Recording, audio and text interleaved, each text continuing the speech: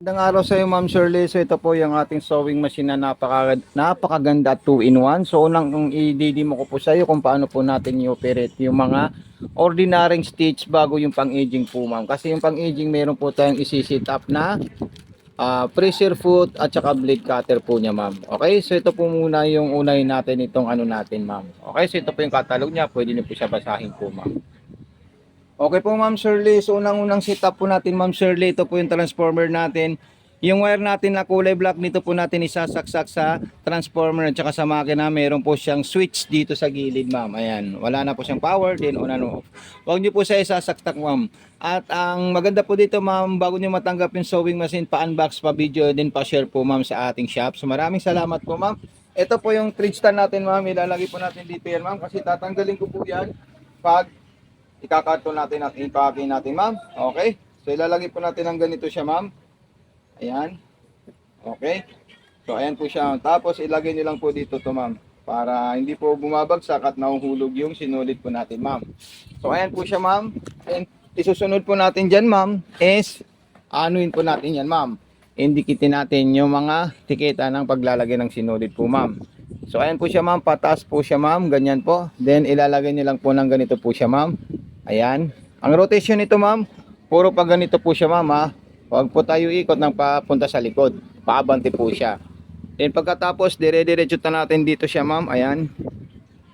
Doon sa pinakadulo po, ma'am. Ayan. Then pagkatapos sa po niyan, ma'am, butas na po ng karayom. Bago natin ilagay yung bobbing dito kung paano. Okay, basta pag maglalagay kong sinulid, ma'am, palagi niyo po ito itinataas itong pressure pot. Ganyan lang po siya, ma'am. Okay, so ipapasok ko sa butas ng karayom po, ma'am. Ma'am Shirley, ipasok ko na po sa butas ng karayom. Papunta po yung sa likod. Ito po yung butas niya. Pag ganun po siya, ma'am. Okay? So pag natanggap nyo, check nyo muna, aralin nyo muna siya, ma'am. Bantayin mo muna para, or panoodin nyo muna para po mag-itch po yung paglalagay ng ano. So ito po yung bobbing natin, ma'am. Wala po siyang sinulid, ma'am. Gusto nyo po makita yung loading sinulid po natin, ilalagay po natin dito yan, ma'am. Okay, so itatali natin dyan yung sinulid at itikatin natin ito para ito lang po yung gumana yung bobbing winder po natin, ma'am. Ma'am, ito po, ma'am, yung ating refilling thread. Nakaganyan po siya, tsaka dito, tsaka hilahin niyo po yan. Then button start po siya, ma'am. So ayan. So yan lang po yung gagawin niyo po pag magre-refill po kayo ng sinulid po, ma'am. So nasa sa inyo na po kung gaano kadami po yung ilalagay niyo po sinulid, ma'am, sa ating bobbing po, ma'am. Ayan, napaka-basic lang po yan at napakadali po yan matutunan, ma'am. Okay? So ayan po siya, ma'am. Napakadali po yung gamitin. Ayan, solid na solid po yan, ma'am. Ayan, then stop natin siya, ma'am, para makita niyo po siya. So ma'am Shirley Paso Bilo, so ito po siya, ma'am, yung bobbing natin, ma'am. So ang paglalagay na tamang bobbing natin is proper po siya. Ilalagay niyo po ng ganyan po, ma'am. Then ang pinakamaganda po diyan, tingnan niyo po yung bobbing holder natin, ma'am, kung paano po natin siya ilalagay. So ayan po siya, ma'am. Then mayroon pong mas maliit na biyak po doon at may arrow po doon. So doon niyo po iukit, isabit yung sinulid po, ma'am. So ayan po siya, ma'am. Ayan. So ganyan lang po siya, ma'am. Pag naisabit natin ganyan, ma'am, then hawakan niyo po yung sinulid nang galing sa karayom at ikutin niyo po yung handwheel, ma'am. Ito po siya, ma'am. Ayan. Okay. Ang ikot nito, ma'am, handwheel natin pag ganito po siya, ma'am. Ayan. Pag ganito po. Tapos makikita nyo po, bumabaon po yung karayom natin. Pag bumaon po siya, makikita nyo po may dalawang sinulid na nagsasama. Tapos ikutin nyo siya ulit hanggat lumabas po yung dalawang sinulid po, ma'am Shirley. So ito po yung dalawang sinulid natin. Nagsama po sila. At mayroon po siyang indicator na sinulid dito, ma'am, sa bandang kaliwa. Kung ano po yung tamang proper at saka position ng ating sinulid po, ma'am. So ipapakita ko po sa iyo, ma'am. Ayan po siya, ma'am. Kikita nyo po siya, naka-slanting po siya. Doon din, isasarado po natin yan. Ganito lang po siya, ma'am. Ayan. Okay? Pagkatapos natin isarado yan, ma'am, maglalagay po tayo ng tela sa mga basic stitches ng ating sewing machine po, ma'am. Ayan. Ma'am Shirley, ito po yung ating tela. Susubukan po natin yan sa mga design, straight line, okay? Yung pang cotton po is number 2. Yung pang maong is number 3 na straight line. Tatlo po yan. Pang manipis, pang cotton at saka pang maong. So nandito po tayo sa pang cotton, ma'am. Start button natin siya. So ayan po, napaka-smooth po ng performance niya. At kung gusto niya pong atras, long press lang po ito. Atras na po yung ating sewing machine po, ma'am. Ito naman po yung speed control. So, selector ng stitches para dito, start button, tsaka tension. Tension pag nagbubuhol po yung tayo natin sa ilalim. Then yung pang maong at saka pang makapal na tahi niya, yung number 3 stitches natin, ma'am. So ayan, pakita po natin sa iyo para makita niyo po yung ginawa niyang straight line na dalawang klase. So ma'am Shirley, ito po yung straight line natin, pang cotton at saka pang maong po siya na straight line. So kung gusto niyo po magsigsag, ma'am Shirley, ito po, dito po tayo kukuha sa banda dito, ma'am. Ayan, makikita nyo lang po siya, ma'am. Ikutin nyo lang po ito at makikita nyo po yung mga iba't ibang klaseng design ng ating sewing machine. Ayan po siya. Then sunod naman po natin yung another stitch. Ayan, yung pang aging niya na tahi, meron po siya. Pero mamaya i-demo po natin yon kasi medyo malo. Kailangan nyo po ng aralin at saka ituro sa inyo yung pag-setup ng aging niya. So ayan po yung pang-garterize po natin, ma'am. Okay, step by step po gagawin natin sa pang-agent. Yung zigzag po niya na maliit, ayan po siya. Then meron din po yan zigzag na malaki at pang-maong. So kompleto po yan ang zigzag, ma'am. Pati rin po button holder, ma'am. Pwede rin po siya, ma'am. Ayan. So napaka-solid at napakaganda po itong sewing machine natin, ma'am. Okay, so ipapakita ko lang po yung mga ginawa po niyang stitches, ma'am, para makabisado niyo po siya, ma'am. Yung zigzag pang makapal ito, zigzag pang manipis, pang cotton. So ayan po yung pang aging stitch niya, garterize at saka double stitch. Ayan po sila sa ilalim po, ma'am. Ngayon, ma'am, gagawa po tayo ng pang aging natin. Isi-set up na natin yung ating sewing machine. So ito po yung ating pressure foot para sa pang aging. So ganito yung unang gagawin niyo po, ma'am. Papasilip ko muna po sa inyo. Ito po, meron po tayong ipapress dito, ma'am, na pressure foot. Itong kulay black, anuhan nyo po yan, babagsak po siya, ma'am. Then, ilalagay nyo po ito, ma'am.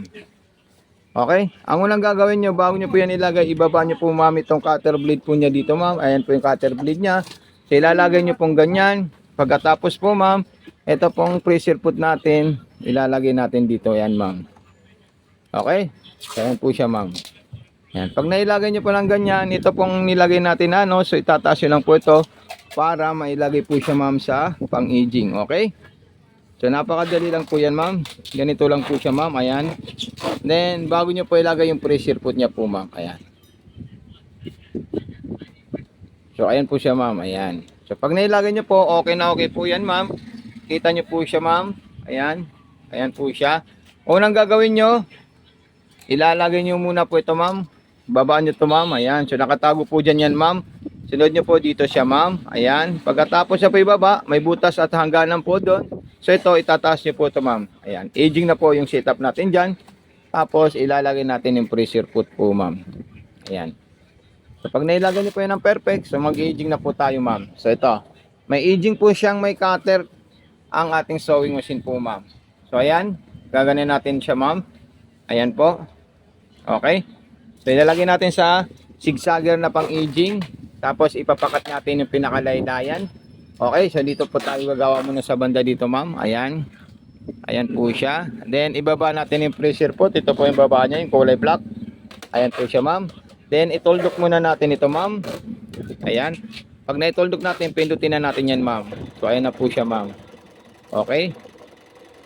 Ayan. Ganun lang po siya, ma'am. Kailangan makagat niya muna yung tela para makat niya po siya, ma'am. So ayan po siya, ma'am. Ayan. So napaka-solid po yung pang-aging niya, ma'am. Ayan. Okay, so kinakat niya po yung tela po, ma'am, habang ini-aging niya po, ma'am, yung tahi niya. So ayan, napaka-solid po siya, ma'am. Okay? Ipapakagat muna sa blade cutter dito yung tela natin, ma'am, para makat niya at tuloy-tuloy na po yung pang-aging niya. So ito na po siya, ma'am. Ayan, papakita ko na po sa iyo. Yung kinat niya, ito po mismo siya, ma'am. Ayan, wala pong scripted yan.